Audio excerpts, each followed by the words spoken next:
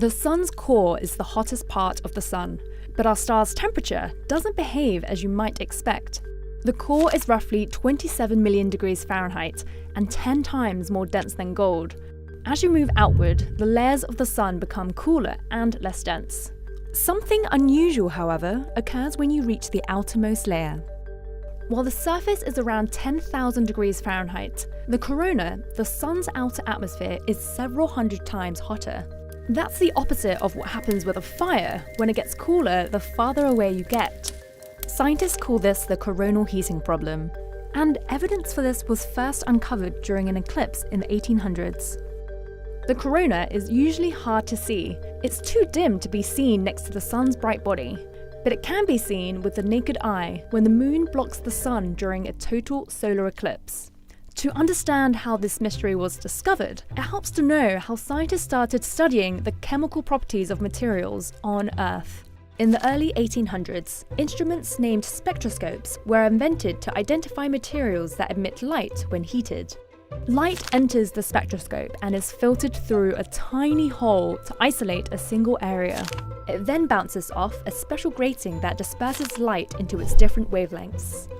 While sunlight contains every wavelength, scientists discovered that every chemical element and compound contains a unique pattern of wavelengths that allows scientists to determine the composition of light sources.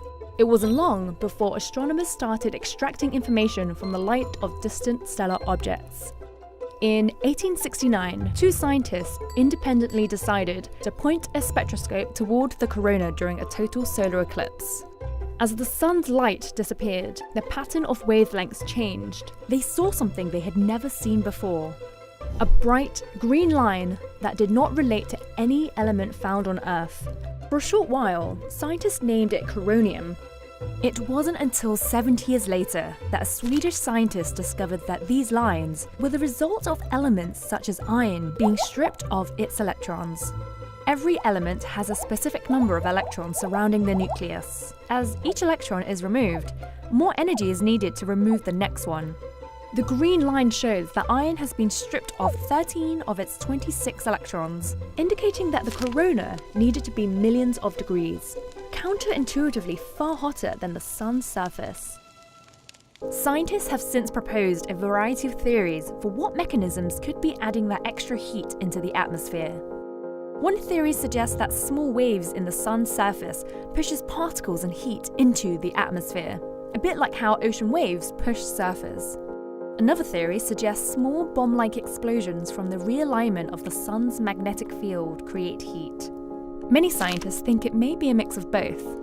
We've studied the corona from Earth during many eclipses, but to solve our star's biggest mystery, we have to make direct observations from the region itself.